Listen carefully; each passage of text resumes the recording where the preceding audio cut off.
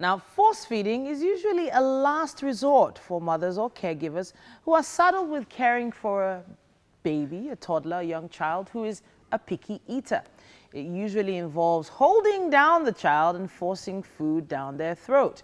In some extreme cases, it might involve blocking the air supply through the nose, leaving the child no other option than to open its mouth for much needed oxygen. Talking to us about this and, of course, its dangers is Ifeyinwa Omesiete. Now, she's a certified nutritionist with a BSc in nutritional sciences from the University of Minnesota, Twin Cities in the U.S. Now, she consults at various hospitals for children of all ages, where she treats medical and dietary ailments. It's great to have you back. Thank you. But the topic we're talking about now makes some people's skin crawl, you know, force feeding.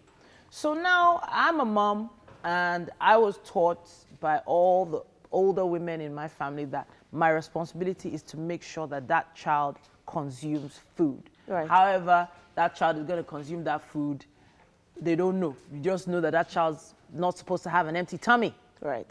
So what are we saying here? Is it a hard no, or are there, in some cases, it could be permissible?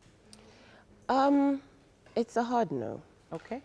Because the dangers involved and the risks of, fatality are higher than just consuming a meal. Okay. For children, their stomachs are so small that sometimes the preconceived notions we have in terms of quantity is not really what that child must consume. So sometimes they reach their limits and we keep going. Okay. Forgetting that stomachs are small, airways are still developing, and so many things are still coming up because it's a child. So for me, it's just a no, because there have been so many incidences of children who've lost their lives because of this. Okay. And the question that the parents always ask is, was it worth it?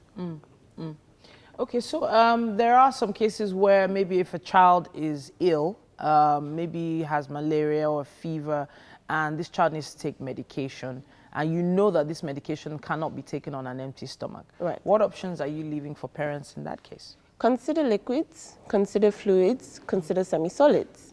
And even if it means it's just the quantity that's just enough for that child to consume the medication, Okay. that's fine. Because if you think about dosage-wise, they're dosaged for children. And so there's not going to be an overreaction in the system if they don't eat the meal that you've prepared just because they have to take medication. So just getting them to get enough, because when someone's not feeling fine, food is the last thing on their mind. Okay. You're dealing with so much internally, and most times you can't speak out. So just give them enough to get them to go for the next couple of hours. And if you need to increase the frequency of the meals, do so. But don't try to get everything all in that moment. Sometimes you might lose your medication in the process. Okay, you mean because the child will end up throwing up all the food anyway.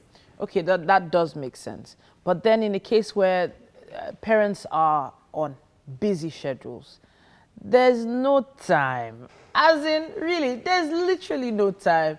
It's early in the morning, you're rushing to work, this child is going to go to the creche, the child has to have something in their stomach before they, before we leave the house. What are we saying here?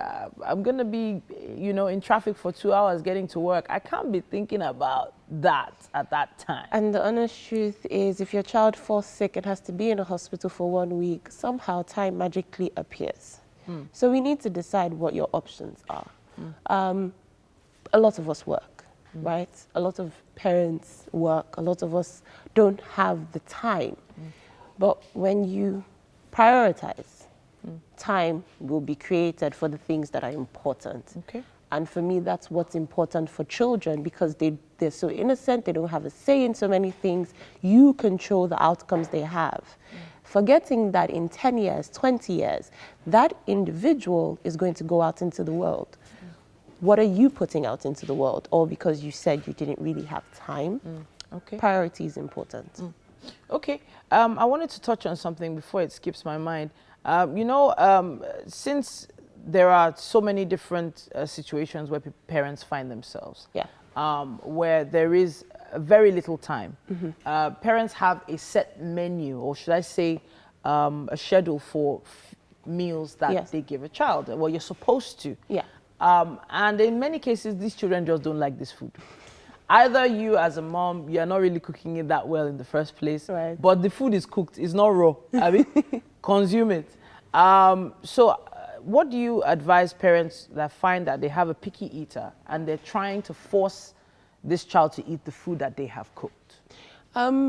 What I found is when you think about force feeding and the meals that you're preparing, if you try something over and over and over again, change position, change environment, change the circumstances around the feeding expectation, that helps to prevent the force feeding.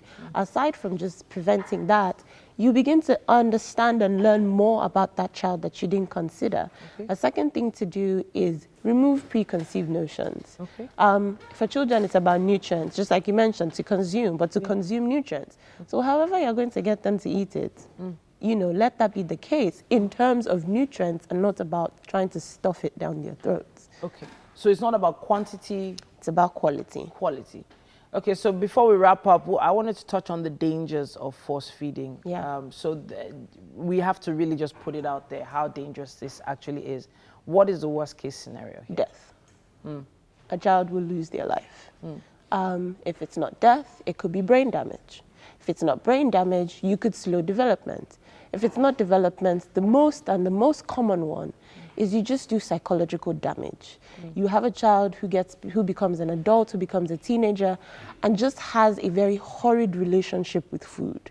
Will not eat certain things, will refuse to consume certain things, all because of the things they experienced as a child in terms of force feeding. All right, now that does make a lot of sense.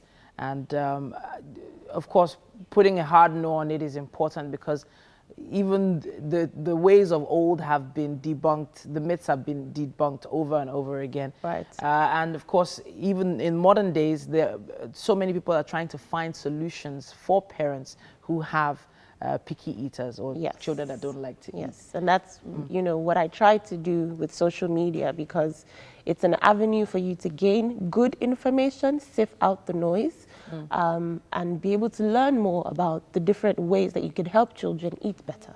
All right then. I'll definitely be checking out the social media pages and hopefully if you have questions about it or a personal experience, you should share it with us. Use our hashtag WakeUpNigeria on TVC. We're going to be having a performance coming up next, and I believe Mike is with our guest.